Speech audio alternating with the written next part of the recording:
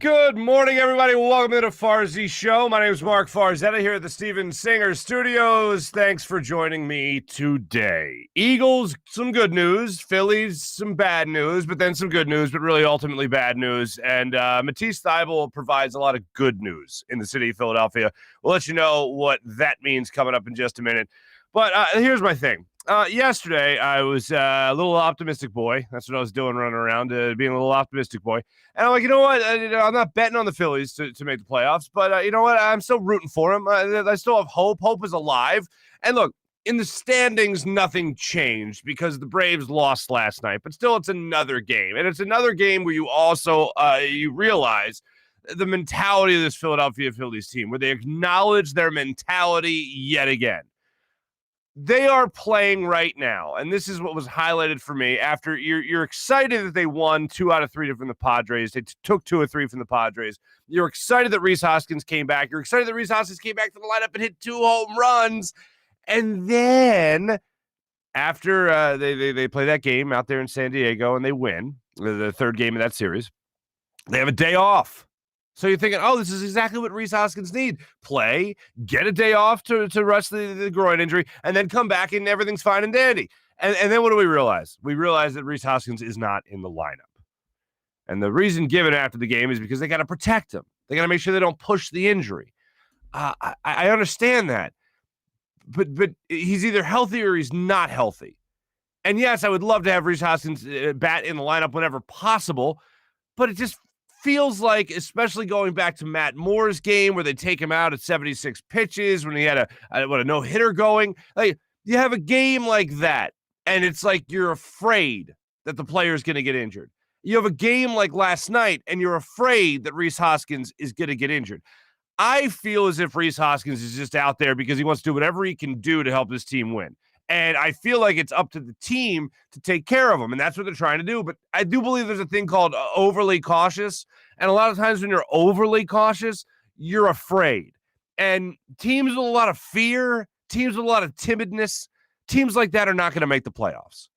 And if they were continue to reveal their mentality, then guess what? They're not going to make the playoffs. And that really does take a lot out of that hope train I was trying to conduct yesterday.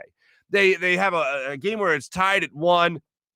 Late in the game, 8th inning, Odubel Herrera is in left field, and Nelson Cruz steps to the plate, and he drives a ball in the left center field, more left field than anything. And Odubel Herrera takes the most atrocious route to the baseball that you could imagine. 2 runs end up scoring on this play. 1 run should have scored on this play. And then the run ended up scoring anyway later, but I hate just saying, oh, because A happened, B was going to happen as well. I don't believe in that cause and effect necessarily because you never know what's going to happen on any given pitch in baseball. But sure enough, on that particular play, 2 runs score, bottom line, the Phillies end up losing this baseball game. They still have an opportunity to win it with Rhys Hoskins making the final out. He still gets a pinch hit appearance in this game. Like I was saying earlier, I'd still love to have his bat in the lineup, but he's either healthy or he's not healthy. I have so much frustration. Like, Archie Bradley comes in and allows that ball to get driven into the left center field gap. But still, Odubel Herrera takes that atrocious route to the baseball. And I know that Andrew McCutchen hasn't been necessarily an all-star as a left fielder in this game, but I know he's been dealing with some injuries as well.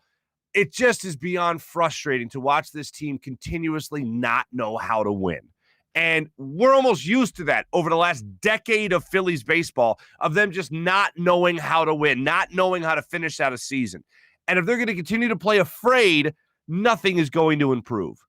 Right now, the Atlanta Braves are giving you opportunities to try to gain on them in the NL East. 4.5 games out of first place right now because, again, they lost last night to the red-hot Yankees, who won their 11th game in a row. The Phillies have to do something here to try to push it towards the end of the season. And you're at the end of the season. So I don't know what you're saving guys for right now. This isn't like we're talking about it's July. It's early July. And, oh, we got to make sure we save Rhys. We got to make sure we save Matt Moore. We got to make sure we save these guys. Now is the time to empty the barrel. Now is the time to leave it all out there on the field. And if they're going to try to manage Rhys Hoskins just so he's ready for the final 3 weeks of the season as opposed to the final month of the season, I still don't see the time to make up for this stuff. And I still don't see the time to make up for a 4.5 game deficit to the Atlanta Braves, who, by the way, once they go through this hard stretch, things are going to get pretty easier for them, and they're going to face the Phillies a couple of times before the season lets out. So I would rather jump on the opportunity now with them playing this tough schedule. They have now 4 games coming up, or they have 3 games coming up at Los Angeles. They got 4 games coming up at Colorado. Now is the time to jump on a team like the Atlanta Braves when they're going through this schedule. So, what are you saving Rhys Hoskins? It almost makes me think of like a preseason mentality of, oh, we don't want this guy to get hurt, so you know what? Let's wait till week 17 to play him in the NFL. That's what it feels like the Phillies are doing. And so many times I've heard from Joe Girardi after the game, well, I got to be careful. I don't want to get him hurt. This is pro sports. I know it's not football. I know it's not hockey, but these are athletes. They're participating in physical activities, hence athletes. They're going to get hurt from time to time. A guy like Rhys Hoskins, I'd rather him just be 100% and him just be able to go out there and just unleash fury on whoever they're playing against. But last night when I saw that he wasn't in the lineup after a 2-home run game, and they got to be careful with the injury. It's like, is he healthy or is he not healthy? Are you trying to win the division? Or are you not trying to win the division? It's so frustrating to continuously watch this team be afraid to win baseball games. And that's what it feels like. And especially last night when it was such a close game. And yeah, he still had that at bat after the game, which is great. But it's either he's healthy or he's not. And handling these guys with kid gloves, I don't think makes you any closer to winning the division than anybody's really rooting for at this point. It's just, you went through such a great stretch, by far the best stretch of my lifetime, no doubt about that, when it came to the Phillies and what they did from 2007, to 2011 and all that. But watching this team now is such a far cry. And listening to Joe Girardi, that's not a guy that I would have hired. Listening to him recently, that's not a guy I would have hired to put me over the hump of what Gabe Kapler couldn't do, of what Pete Mackanin couldn't do, Ryan Sandberg, and obviously the latter stages of Charlie Manuel here. It's just not there. And I look like this is a guy that was a Yankee for all those years. This is a guy that's a manager of the year. This is a guy that beat the Phillies in the World Series in 2008. Really? This is the mentality he did it with? This doesn't seem right to me. I'm hoping they prove me wrong. Hey, look, yes, I'm still hoping they prove me wrong. I'm not abandoning ship by any means. I'm not jumping off a bandwagon or anything like that. But it's still 4.5 games out, and it just seems like every single day they just look like a team that's just not ready to win. Could it happen? Sure, it could, as I said yesterday. And as I also said yesterday, I'm not betting on them to win. I'm hoping they do, but even another step in that mentality's direction yesterday, it just gives me even less of a reason to bet on them, so to speak. So we'll continue to follow that as we always do. And hopefully this will turn around at some point in terms of being able to look at this team and look at them as a team that could be a consistent winner and close out the season strong. Hey, as I've been saying as well, can we get back to the NL East as fast as humanly possible to hopefully where the Phillies will be able to take care of business against a very much subpar division in general? Let's cross our fingers for that. So hopefully we'll see a different mentality from this Philadelphia Phillies team as we go on here. Speaking of mentality, one of the guys that I just think has a great outlook on life in general, my friend EROCK, Eric Emanuel, you know him from formerly the Fourth and John podcast, just a great guy. He was up there at Jets training camp yesterday with the Philadelphia Eagles.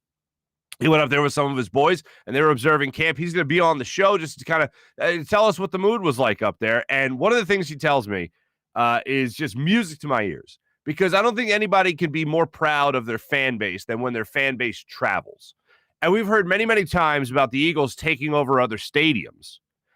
What about taking over other practice facilities? And EROCK will give us a little behind-the-scenes action on everything that took place up there in North Jersey during training camp between the Jets and the Eagles during their first session of joint practices. We showed you yesterday guys being sleepy on the bus ride up to North Jersey. We showed you Greg Ward was passed out. Darius Slay was laughing at him and everything. We showed you Fletcher Cox laughing at Brandon Brooks for him sleeping on the bus yesterday on the way up there. They weren't sleeping yesterday. They were wide awake yesterday. By all accounts, Eagles, for as much as you can, dominate practice. They did just that. They dominated practice. Jalen Hurts supposedly looked great yesterday. I was watching some video the Eagles sent out to all media. And they did. They looked on point yesterday, which was just great. It's just, like, look, it's practice, but you always want to see your team play well. If they're competing against another team, you want to see them play better, and that's what they did. Jalen Hurts provided some behind-the-scenes information as to went into the decision for him not to play in their last preseason game against the New England Patriots. He gave us the play-by-play on what went on there. Jalen Reagor addressed the media. We'll hear from him in just a second about the leadership quality in Jalen Hurts. It really interesting stuff said yesterday during the press conferences that gave you a little bit more of a behind-the-curtain look of everything going on with this Philadelphia Eagles team. One of the things I want to start off with is this play by Jalen Hurts. And if you haven't seen this, this is just nothing short of spectacular. Look how Jalen Hurts gets really into this. If you haven't seen it yet, it's a nice rollout pass down the sideline, and you see a little knee shimmy there. Did you catch that? Give it to you one more time. This is practice, folks. But don't tell Jalen Hurts it's practice. That man's just having himself a good time. Now, Jalen Hurts here will give you the behind-the-scenes look of everything that he went through leading up to game time against the New England Patriots last Thursday night. He'll tell you that he's fine now. He'll tell you about how he feels about going into the season, if you will. Here's Jalen Hurts on everything that took place leading up to the decision for him not playing. I was hurt for sure. I was hurting, and sometimes I tell sometimes I'll truthfully tell what the problem is if I have a problem, and sometimes I don't. And I was debating on if I wanted to say something about it or not. And I said something with the intention of still playing, but the signs were telling, let's be smart about this. And I'm thankful for the staff and the decisions that they made. And I'm here now practicing against the Jets, and I'm good. Jalen, start to feel better. I'm better now. That's all that matters. If it was a regular season game, would you have spoken up? Yes. I would have played. Jalen, I know that you're going to follow the coach's lead, but do you feel like you need to play more in the preseason? Do you feel like you need to get some reps before the season starts? I'm going to follow the coach's lead. Well, if you don't play, it kind of sounds like you're not going to play just from reading what Coach has been saying. How much do these workouts and the ones with the Patriots kind of make up for not playing on game day? I think it comes down to a mental approach. All right, it's a mental approach of, am I attacking every day? Am I doing the things I need to do to grow? And am I learning from my mistakes? And I think we've gotten different looks from the Patriots and now today with the Jets. And been different things we could talk about as an offense and as a team. But just learning from those things, regardless of how they come, regardless of what it is, just learning from it. So I think the overall goal is to just continue to take those steps every day. We talk about it, rent is due every day. That's what it is. That's how we look at it. I can't love this guy's mentality enough. If like I was interviewing people for jobs and one of them was starting quarterback of Philadelphia Eagles, the guy that would be passing this job interview with flying colors just on what he's been saying so far, and yeah, sure, he's been playing in practice for whatever. Like Jalen Hurts just checks every box. Mentality of a starting quarterback, just everything, every box that you could possibly check as a starting quarterback. Mentality-wise, Jalen Hurts crosses off everything. Every single box he checks in that regard. That's just if we're sitting across from the guy having a conversation. Hey, I'm going to interview you for being a starting quarterback. Every question he hits out of the park. All the talk that was going on about Deshaun Watson that has now gone by the wayside. I'm above it all. That's what he says about it. Hey, what about, not being a proven starting quarterback in the NFL? What do you say about that? Well, rent's due every day. What do you want from me? Like, I love that mentality of this football player. I absolutely love it.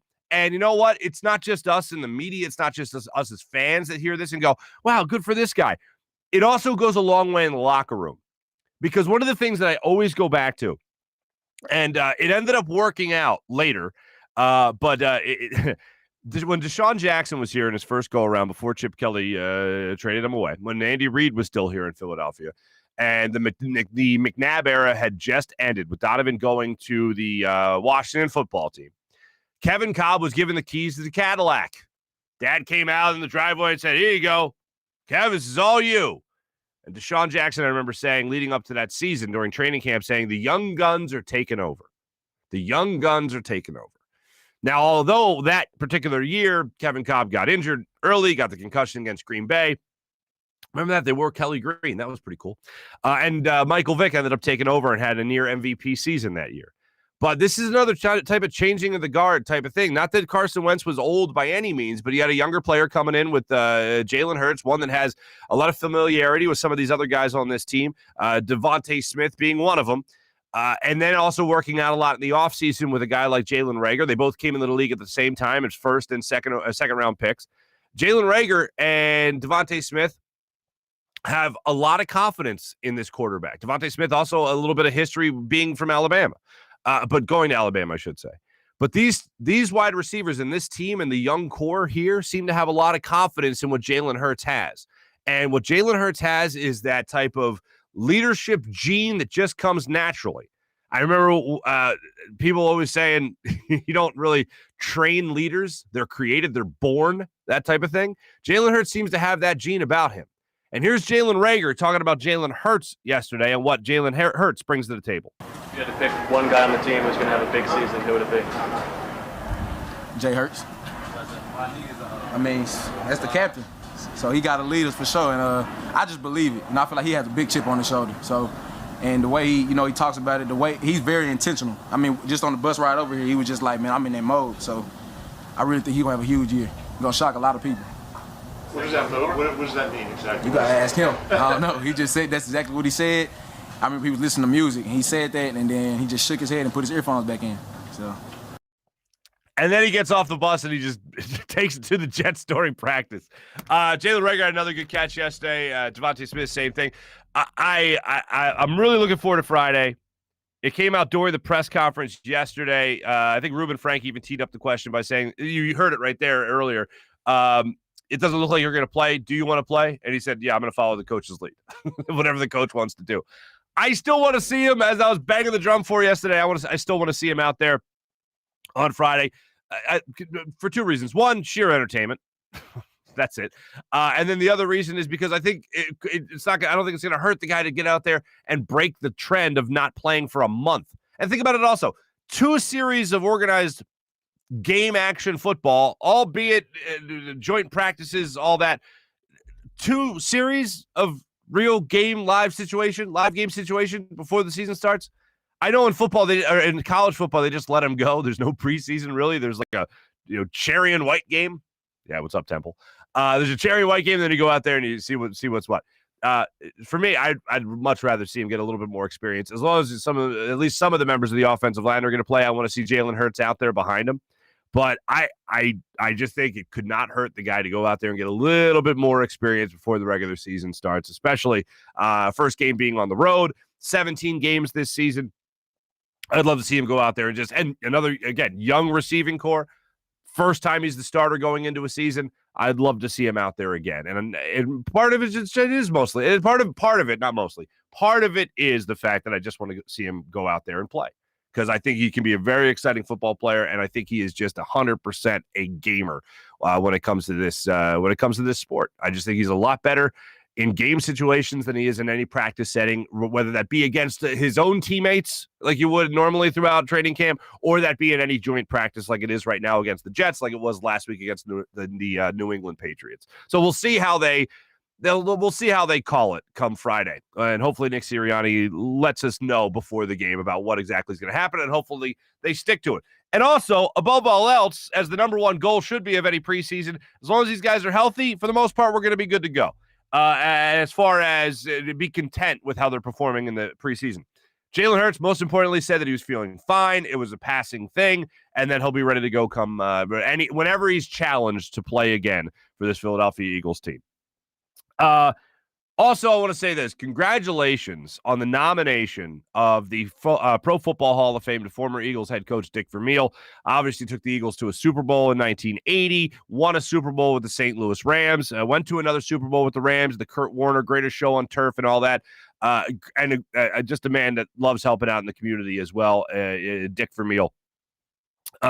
Congratulations on him on his Pro Football Hall of Fame nomination. It was great to see that news yesterday.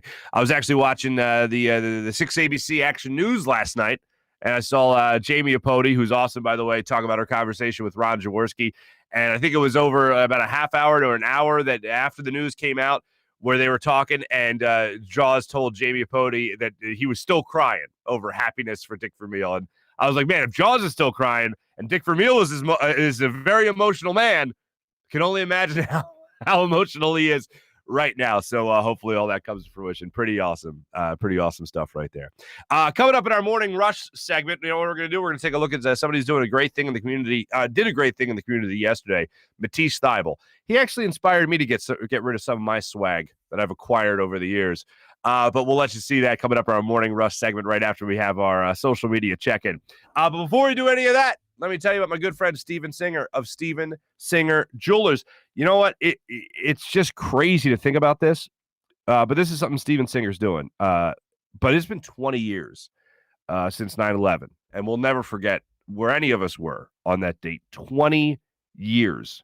And Steven Singer is looking to help out with the 9/11 fund, and it's the 20th anniversary of that, and he is giving away, or he's purchasing to help the community $10 9/11 pins, and all the proceeds they go to the Garden of Reflection in Bucks County, Pennsylvania, the official Pennsylvania memorial to all those that we lost on 9/11.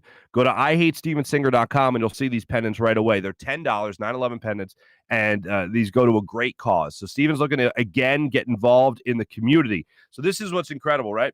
Through the pandemic, Steven was using those gold dip roses to help fund feeding people, first responders, people in hospitals, obviously, all first responders. He was taking money from that and helping the community by thanking them for all the hard work that they put in throughout the pandemic and all the hard work they're continuing to put in through the pandemic. Now 20 years since 9/11, and Steven is still looking to help out, as he has been trying to help out throughout this entire process. Is really, we continue to think about this, and it takes up a lot of our minds whenever September starts rolling around, and it's one of the things I'll just never forget where I was. I know you'll never forget where you were, and I'll never forget the people that lost their lives and obviously everything that transpired after that. So you can help out the community with Steven Singer by buying one of these pendants. They're only $10. IHateStevenSinger.com. And also for, of course, all your jewelry purchases, go to IHateStevenSinger.com and look at all their inventory. And when you go there, make sure you see yourself a real jewelry expert. You'll trip over them there at Steven Singer, because they're all jewelry experts, and they'll walk you through all the beautiful inventory that they have at IHateStevenSinger.com. That's IHateStevenSinger.com. You know what? Let's talk to a guy that I just really enjoy talking to. I've interviewed him a number of times. He's not as much in the limelight as he once was, and that's his decision, and good for him on that. He's just a great guy, and I think he does a great job representing the Philadelphia Eagle fan base. Without further ado, joining us on the Rothman Orthopaedics guest line, my good friend Eric Emanuel, also known to the good people as EROCK.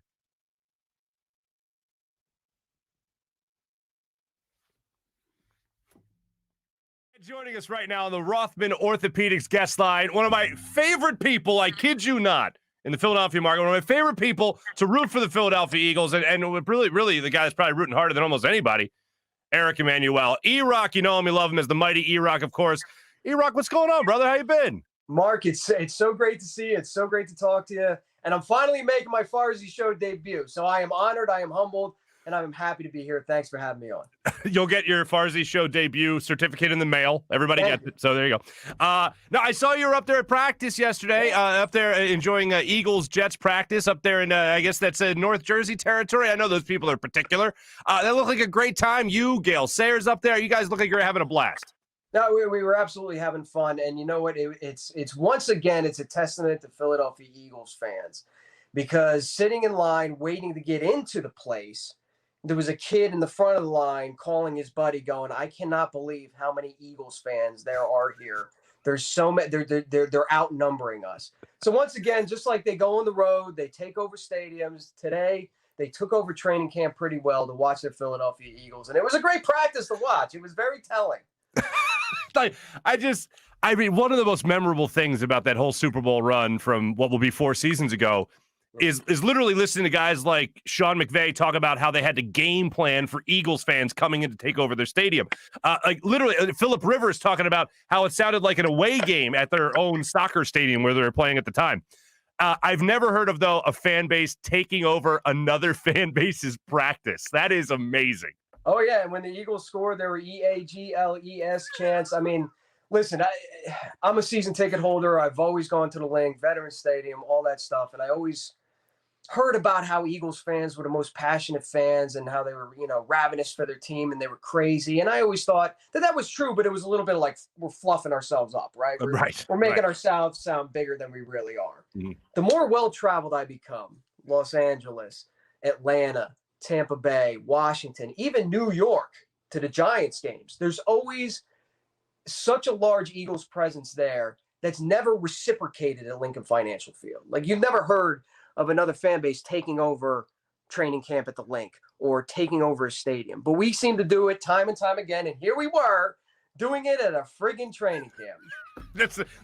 That really is like an all-time thing right there. And speaking of being well-traveled, I understand you're going to be working with Philly Sports Trips. You are working with Philly Sports Trips, yes. No? Yeah, oh, absolutely.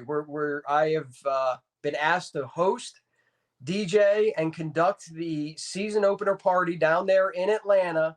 So for the first time, the Nick Sirianni and Jalen Hurts and Devontae Smith and all this brand new look Eagles, we're going to be marching into Mercedes-Benz Stadium, the Dome there in Atlanta, and just taking that place over once again. I mean, you know what? I've been rooting for you to come out of your shell. You've been an introvert for as long as I've known you. No, that's great, man. I can't think of anybody to be more of a Pied Piper than you, leading Eagles chants down there and DJing, because I know you also do that. Did I see this right? Were you DJing and being the officiant at a wedding recently, an Eagles themed wedding? Yeah, so one of my 4th and John brethren, Luciano. Oh, okay. 4th and John, yeah, 4th and John, yeah. Yeah. He asked me to officiate the wedding, and then somehow I got roped into DJing the wedding. So it was pretty much, Pastor EROCK, and then the headphones went behind the decks, and it was DJ EROCK. So that was a good time. It was a very good time. I want to get back to, I'm sure it was. I want to get back to practice here for a second. Sure. Jalen Hurts supposedly had a phenomenal practice, even doing a little, we showed it earlier in the show, doing a little knee waggle, if you will, after throwing a touchdown pass, wasn't? How did Jalen Hurts look to you? Well, Jalen, I mean, it's funny. Jalen sometimes seems like he needs like a couple reps to kind of get himself warmed up. But when Jalen starts feeling himself, he's really hard to kind of contain, because you can see that, unlike our previous quarterback, who will not be mentioned, who will, however, hopefully get us a first-round pick, he's really smart with the football. You can see him growing right before our eyes. He's progressing through the reads. When it isn't there, he's either throwing it away when he's in trouble or he's taking off. But no matter how he's doing it, it seems to be intelligently. I know the knock on Jalen last year, and he didn't have preseason, it was a very unconventional offseason, was that it was run one read and take off. And maybe that was the case, but I think he's maturing into that offense and really understanding what Nick Sirianni is asking of him. More importantly, I think Nick Sirianni is really focused on the strengths that Jalen Hurts brings to the table and utilizing that. And I think, Mark, I hate to tell you, but I think this offense is going to be a lot better than people think it is. I'm telling you right now, brother. I'm telling you right now. I am just flat out excited for the Jalen Hurts era to begin. Because, look, I think this guy really does thrive in pressure-packed situations. I don't think he lets that get to him. And to see what he's been able to do in just at practices, see what he was able to do last year without the preseason, as you mentioned, without having a full offseason, as every other quarterback usually has in a non-COVID year, has the ability to get his playbook, go through the motions a lot more than he was last year. If there was ever a year to grade a quarterback on a curve for knowing the playbook, I think last year would have been it. And this year he seems to be digesting all this stuff faster. And on top of it, similar to what you're saying, he just all in all seems to be a gamer, a guy that just wants to play the game. Practice, not so much, but get in game situations so he can perform. You took the words right out of my mouth, because when you were done speaking, I was going to bring up the term gamer. I think that's genuinely what he is. It's not that he's being lazy at training camp. It's not that he's being inconsistent at training camp. I just think when the lights are the brightest and it's time for him to shine, now that he's had a full offseason as being the number one guy underneath his belt, I think you're really going to see this guy on Sundays have a complete command over the offense. And more importantly, I really think his teammates believe in him, because there's been questions on whether or not the Eagles organization actually believes in him. But every single person to a man that you hear talk about Jalen Hurts, he's the guy. He's our leader.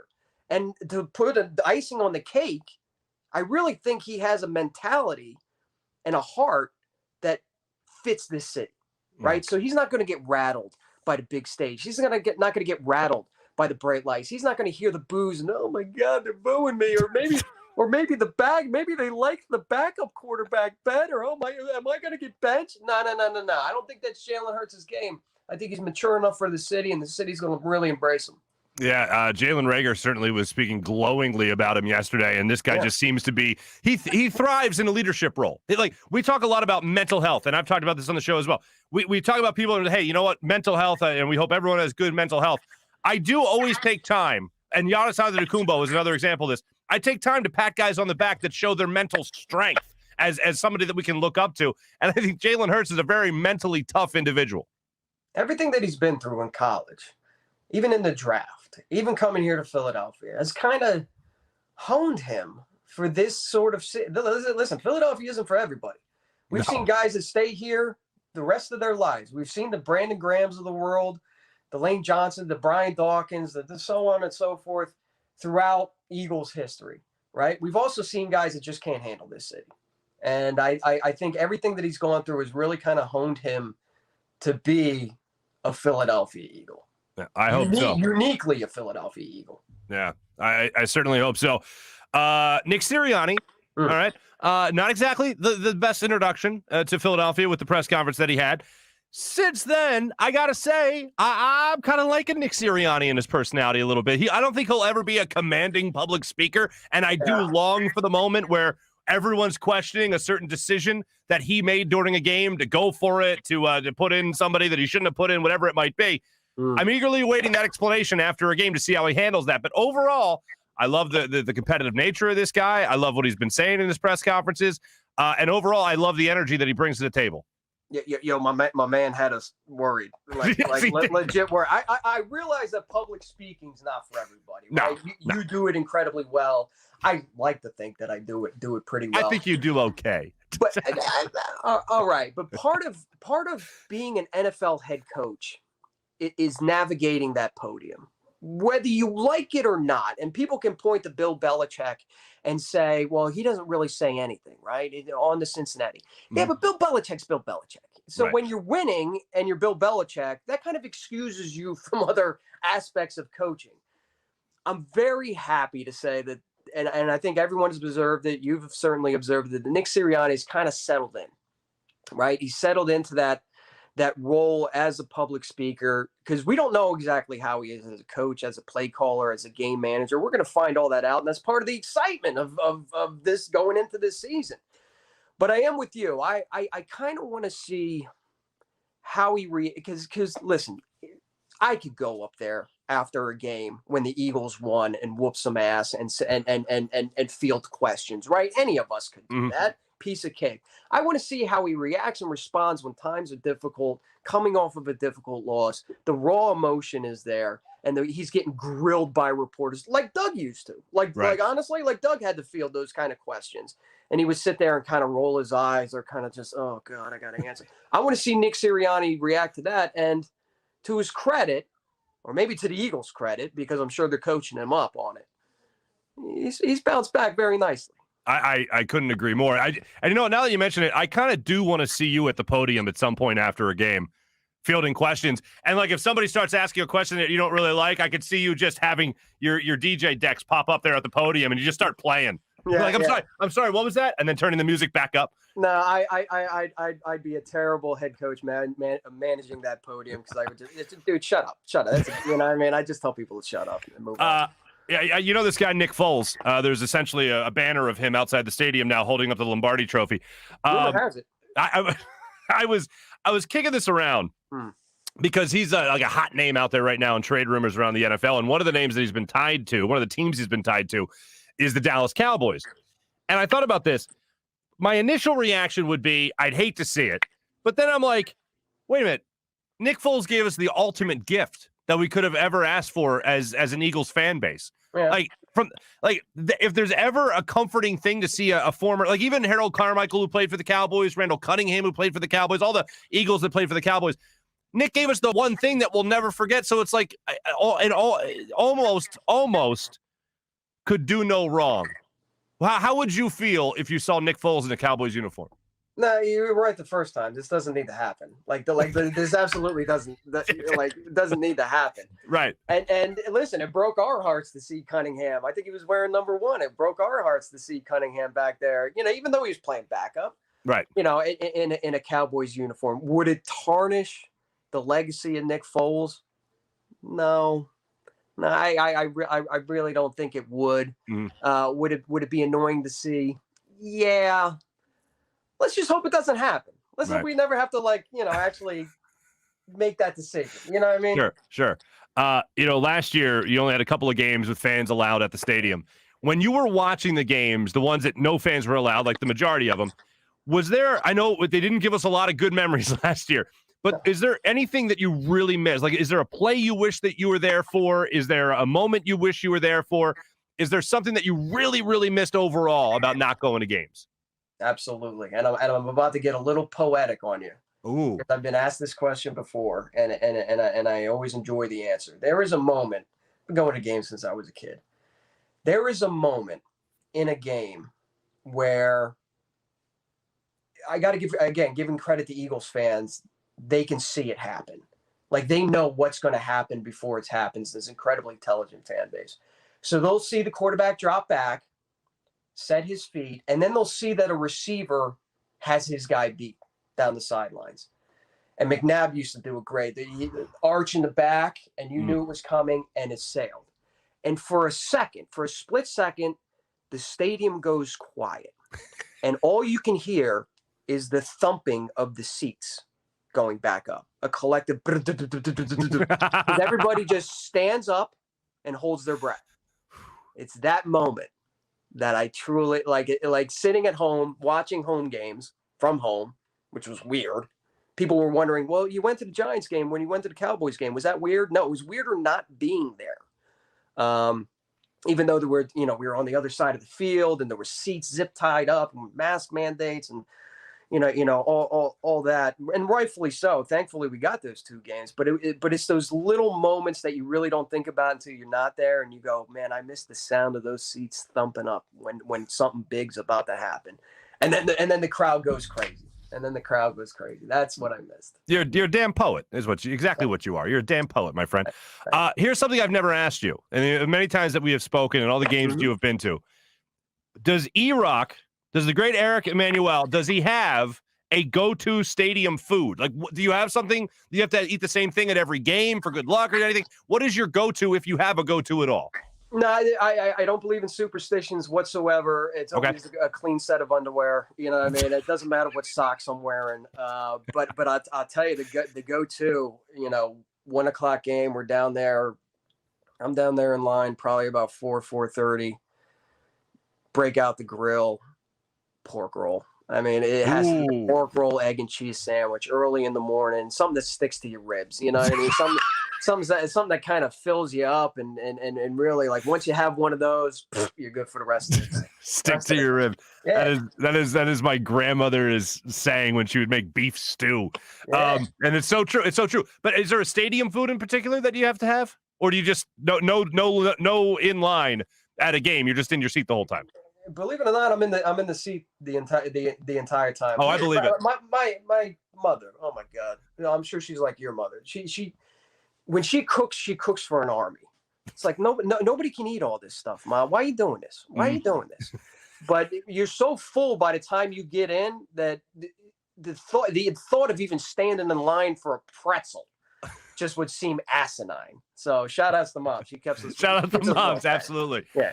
EROCK, dude, so great to catch up with you, man. Man, good to talk to you. Congratulations on getting fans back in the stadium here. I know you guys are going to have such a great time with it. And also, I mean, in all seriousness, congratulations with Philly sports trips as well. Yeah. I know you're going to be a great leader to all those fans. You're going to lead them to a great time wherever you're taking them, man. So thanks so much for coming on the Farzy Show. The plaque is in the mail, so you'll get it sooner rather than later. I got a spot on the fridge for it, man. It's going to be front and center. Next to my kids' report cards. Now I really do want to take my my daughter's colored pencils, and draw you a plaque, just so you can put it on your fridge. If it doesn't have a gold star, it doesn't count. Okay, damn it. All right, I can buy some gold stars too. Eric Emanuel, EROCK, the mighty EROCK. Follow him on Twitter, of course. EROCK, thanks so much for joining us here on the Farzy Show on the Rothman Orthopaedics guest line. I really do love talking to that guy. We talked like 20 more minutes after the interview was done yesterday when we wrapped.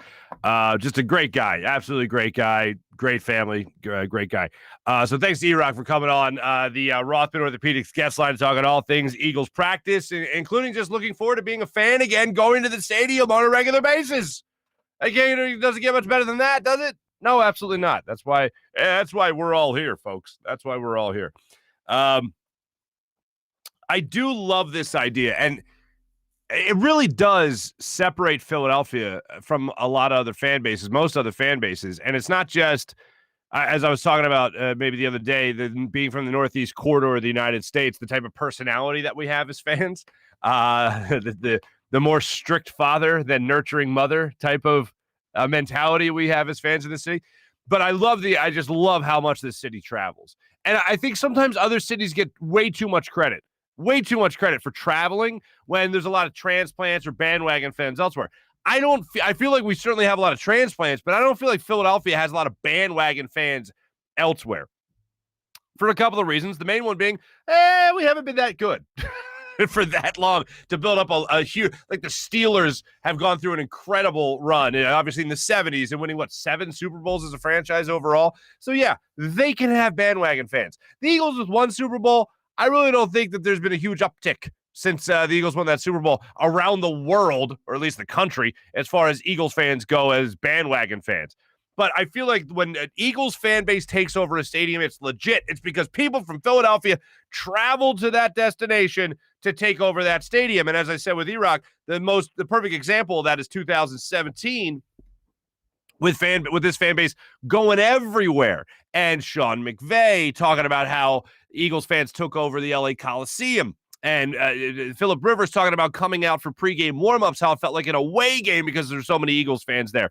And how about the Eagles fans taking over MetLife Stadium? Not that it's a huge travel, but they took over MetLife Stadium. And Eli Manning said after the game, the reason he couldn't convert a third down when I think it was a third and short, for a third and goal from like the 7-yard line, whatever it was, that his offensive lineman told him that he literally could not hear him make the call because so many Eagle fans were making noise at MetLife Stadium.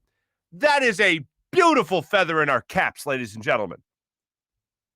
It's something completely different and new to take over a practice. I've never heard of that.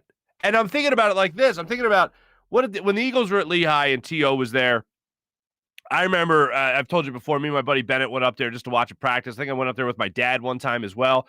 And I did go up there with my dad one time as well, my Uncle John too. And what's up, Uncle John? And I remember going out there and just the place was just swarmed. It was like a regular season game. It was just that insane at Lehigh. Imagine going to that and being surrounded by the opposing team's fans. Now, the Eagles didn't have joint practices then, but could you imagine if they did and we decided to go up to North Jersey and watch a practice? Or could you imagine just going to Lehigh and the Eagles being terrible and another fan base coming in to take over a practice of all things? Because here's the thing. There's no draw other than just watching your team play. It's not like they got memorabilia being sold for an opposing team, or it's not like they have any other real fan experience that you're looking forward to if you're rooting for another team. They're not having members of, in this case, the Jets alumni signing autographs the way they would at Lehigh. There's no other attraction other than just going there and watching your team play. So EROCK and his boys go up there, they watch practice, and you hear Eagles fans ripping Eagles cheers, Eagles chants, while Jalen Hurts is throwing touchdown passes at practice on 11-on-11 drills. You love to see it. You love to see it. You know what else you love to see? The good people of Rothman Orthopaedics, because if you see someone from Rothman Orthopaedics, you know you're going to get taken care of. Remember the old you? Huh? Remember the old you? I remember the old me. Much better athlete, tell you that much. Well, I'll tell you this. The old you didn't have to put up with a fickle knee, a finicky hip or a shoulder that no longer does what a shoulder should do? Well, the people at Rothman Orthopaedics want to tell you this. The Rothman approach is here to get you back to being you. Back to running, walking, working, jumping, playing. Everything that you used to do, back to doing that. How's that sound? Back to living your life the way you want. With same-day appointments available right now, you could start today at RothmanOrtho.com. That's RothmanOrtho.com. Rothman Orthopaedics, the official orthopedic partner of your Phillies, Eagles, and Sixers. So make sure you trust RothmanOrtho.com. How about our friends at Steak and Maine? My man, Pots and Pans, Tony Cavada, doing a fantastic job with Steak and Maine in the heart of Northeast Maryland. Whether you dine in a more upscale steakhouse or more casual bar and patio, you'll enjoy the highest quality of prime meats, fresh seafood, and world-class oyster bar, and not to mention freshly prepared sushi. We showed you all the great stuff they have available at the sushi bar. I recommend the warm-up lap. I like to treat the sushi as a nice antipasto, you know what I'm saying? And then I enjoy some delicious, delicious prime meats right there from Cavada, my man Tony Cavada. And you also enjoy Cavada Cellars wines to go along with those delicious steaks.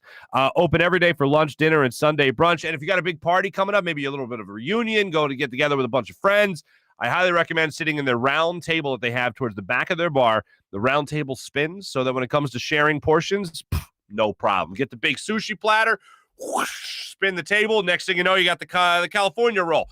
Whoosh, spin the table again. Boom, you got the Eagle roll. That's right, they got a Philadelphia Eagle-inspired roll at my man's place, Steak and Maine in Northeast Maryland. Voted number one place for steaks in America by the Travel Channel and Cooking Channel. Check it out for yourself. Go to steakandmaine.com for more information. And as all this great news starts to happen throughout the Philadelphia sports world, make sure you're following everything through PHL Sports Nation. That's PHLSportsNation.com, enhancing your Philadelphia sports fan experience across all social media and blogs as well. PHLSportsNation.com. Now it's time for everyone's favorite part of the show. Our social media check-in, brought to you by Steak and Maine at steakandmaine.com. Let's see how the good people, I took a couple of glances over here during the EROCK interview, and we have a newbie. We have somebody brand new to the chat. First off, I just want to say good morning, Mally. Mally's checking in, saying good morning, everybody. Evan is new. Evan, welcome aboard. The famous chat, he says. He's been a pod listener since day one. Thank you, Evan. I appreciate that. Now he's working from home, the old WFH. No more commute. Congratulations on that, Evan. And welcome to the party, pal. Matt's in. What's up, Matt? Checking in, saying hi to Mally, saying welcome to Evan. And you know what? I love that how we're team players in the chat. I love that we're all welcoming. That's what we are. So welcome back, Matt, Mally, Taylor, welcome. Mally again. Broads, you and me chatting later, bro. Looking forward to it, man. April, good morning to you as well. Dan, good morning. Hold on a minute. You hold on a cotton picking minute. 1, 2, 3, 4, 5, 6, 7, 8. Really? Could this be possible? Dan, are you the 8th person in on the chat? Usually you're leading off and playing center field. I think later on in the chat, though, I think you reveal why you might have been not the first guy today. I think you're at ShopRite getting a nice breakfast buffet, if I'm not mistaken. Let's see here. Why the F do I care to watch this garbage Phillies team for real? Dan coming in hot. I love it. Yeah. When I saw that ball go to left field for Odubel Herrera yesterday, I just knew it was getting by him. It was one of those things where I was like, you know what? The bats aren't going to be the only annoying thing of this game. Because Ranger Suarez pitched his you-know-what off yesterday. Phillies wasted. Anyway, let's see. Yeah, it's a good question. Bros is saying that's a good question, Dan. Why do we watch this team? Well, do you know why? Because we're Philadelphia fans. And when we're on that bandwagon, and we're not jumping off that bandwagon. But while we're on that bandwagon, it doesn't mean that we don't want to bitch and moan at the driver. I mean, that's the thing. People are like, oh, you're off the bandwagon. No, we're on it.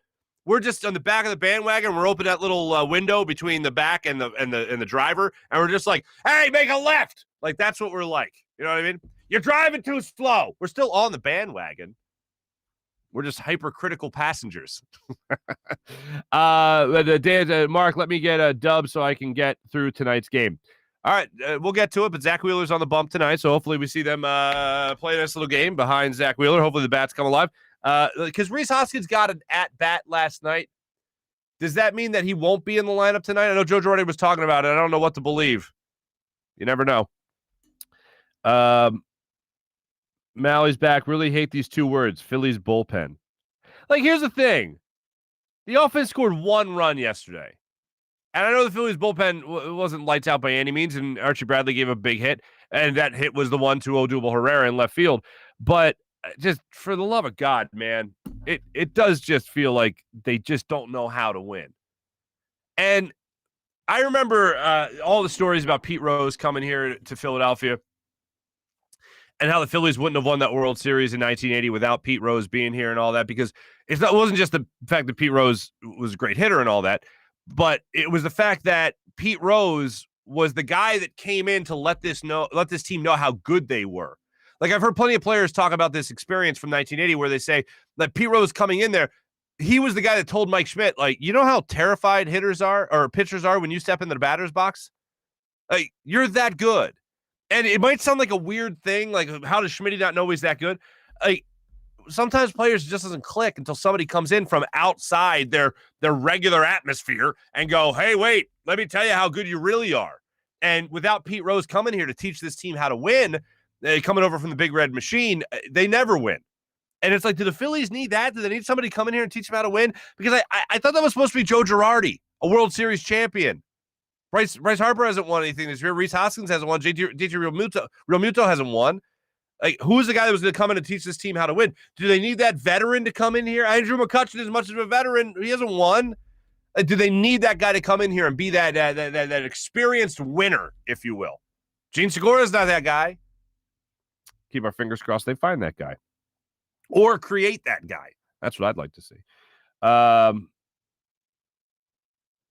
Let's see. Mally, Marc was chiefing after the loss? April. Emo Marc needs to happen after these Phillies games for sure. Emo? I don't know if I've ever been into the emo scene. After starting to transition to emo, Marc, you see the gray shirt. It is a little bit darker. I told you that going with the brick background a couple of weeks ago, I told you one of my main goals of spruce, and I still got to get some better lighting, like down here in that area and stuff. Still going to spruce it up a little bit with some more lighting. It's still a work in progress, this set. But I told you one of the reasons I wanted to do it is because I wanted to wear, other than, my bright colored shirts, my white shirts, my light blue shirts. I wanted to, mix it up a little bit, keep everybody guessing. Let's see. Evan's back saying, since this is my first time on the visual part, I hear about the potential of the pothead Farzy references, but what time does he usually light up his first join of the show? Never, Evan. But now you're officially a part of the chat, so welcome in. Matt, what's up once again? Mally, before the show starts, he's sneaky about it. Very nice, April. Thank you. Benny, we were worried sick. Welcome back. Benny says, I'm back. Good to see Benny in the chat. Mally, Marc smokes 24/7, never stop. Wait, when he's on camera, he won't do it, though. Laugh out loud. Very nice. Dante's in. What's up, Dante? Sky Motorcars checking in. What's up, boys? Mally's here still. Benny, I think Jalen has the personality to take on the responsibility and the spotlight of a starting quarterback in the league, especially in Philadelphia, unlike the redhead that we all know of. But his play scares me. I'll default to this again. I love the personality of Jalen Hurts. Great. But I'll default to not having a regular offseason as a rookie coming into a team that already had a starting quarterback in place in Carson Wentz. Like, of all the times, and I always use the phrase grading on a curve, but of all the times to also come in and be a guy that thought he was just going to be a backup to a guy that eventually became the starting quarterback of this team, I think that speaks volumes for Jalen Hurts as well. So this year, I'm just really excited to see what he could do, not even given the reins, but taking the reins. And look, Joe Flacco was never going to really challenge him to be the starting quarterback on this team. The only challenge for him being the starting quarterback was Deshaun Watson or any other outside influence or trade that the Eagles could have made, whether that have been even fishing a wish with Aaron Rodgers, assuming everything really hit the fan in Green Bay to the point of him wanting to leave. That's the only real challenge to Jalen Hurts being the starting quarterback here was an outside influence. Was nobody here with the Eagles. So him taking the reins, as I believe he has done, I think only gives me more confidence that when the season starts, he will not be a problem for this team. He will be a highlight for this team. And that's all we can ask right now before we see a little bit more of what he has to offer at the professional level. He didn't look great, Benny. I will say he didn't look great last year, but he gave me some flashes of a guy that at least could command an offense and a guy that didn't look scared in the moment. And I think that's all you can really ask for in the limited experience we saw him in last year. Let me just, I want to make, because I always think I confuse this. Is emo, like I think I always confuse emo and goth. And I know they're two different things, but they're similar in a lot of ways. I don't know. Dan's giving a shout out to Dick Vermeil. 20 years since 9/11 is insane. Benny hates Mike Sealski. Benny, I played this yesterday, but you know what? This is just for you if I can actually get it. You know what's coming. Dan and everybody in the chat, I am not an animal. We're hoping that it thrives on pressure pack situations. Yes, we hopefully do. Mally, BDN will always be a legend. Ken saying facts. Mally saying the man EROCK is a poet. He absolutely is. Has EROCK ever used a hairdryer? Dak and Jay is back with that conversation. I'm sure at one point in his life. I just don't know if he ever used it to dry his shirts before he went out for a wild night in college. I don't know. But yeah, well, actually, EROCK and I were joking about our lovely bald heads before the segment. I believe the old phrase is put your heads together, make an ass out of yourself. 5 across, Yo Lips is on saying what's up to EROCK. Appreciate that. Greg Matnook, what's up, buddy? Welcome to the chat. Facts, April. Shirts that are dark like your soul after watching these Phillies games. April, well flippin' played. Dan, assuming I know emo. I don't know emo, man. It is, for me, it's is emo like goth light? I don't know. Craig, welcome to the chat as well. Thanks, everyone that participated in our chat. Brought to you by Steak and Maine. Our social media check-in brought to you by Steak and Maine at steakandmaine.com. Much appreciated. Let's get into our Morning Rush segment. Most importantly, yes, for the people that are still going to be staying tuned to what the Phillies got going on this year, Zach Wheeler gets the start today. Now, here's the thing. He faced the Tampa Bay Rays a couple months back in Tampa.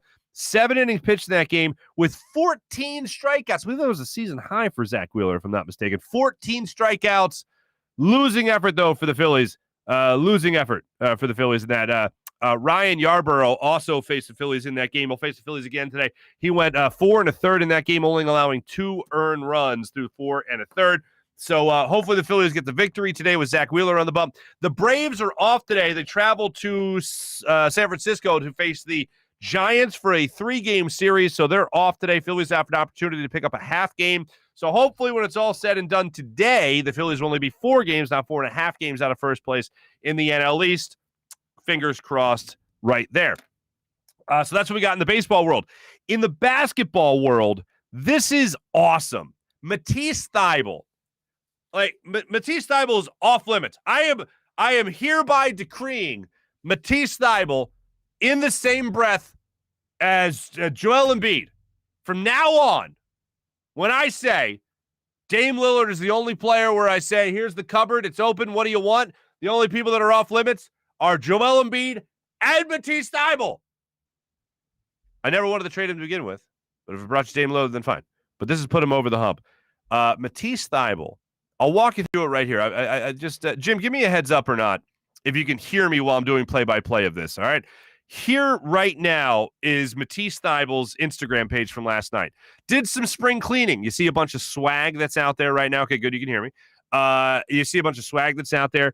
You see right here him going through the locker room of just clearing out some stuff. He's bagging it. He's putting it in his car.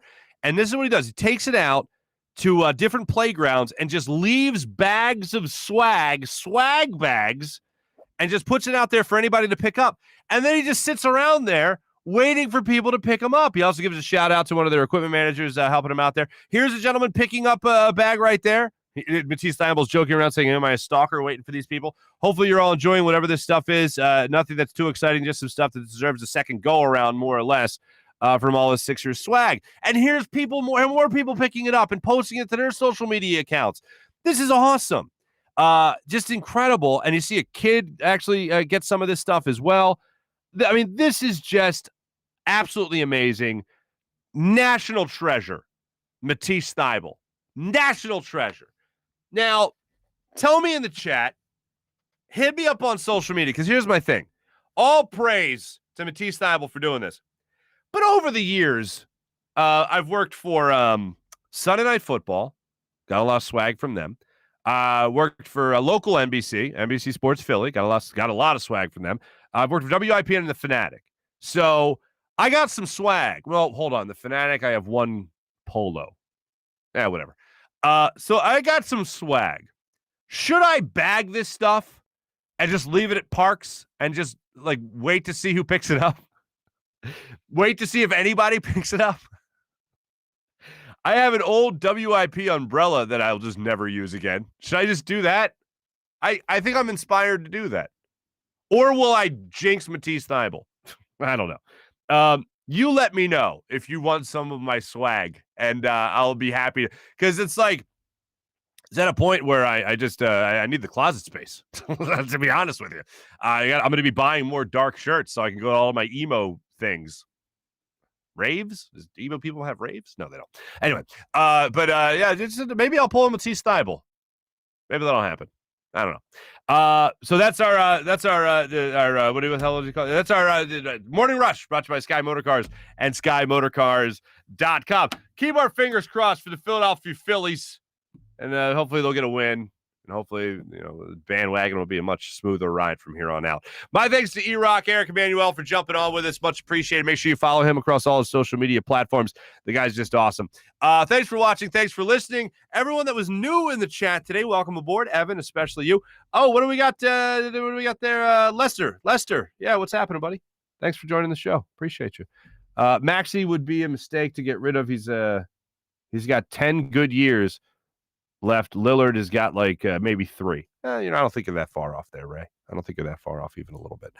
Thanks for listening. Thanks for chatting it up as well, everybody. My thanks to Jim Hyden, produced the program. My thanks to EROCK for joining us, and Buzz Sports and Entertainment. This is a Buzz Sports and Entertainment production. Have a great rest of your day, everybody. We'll be back with you tomorrow, Thursday morning. Take it easy, everybody.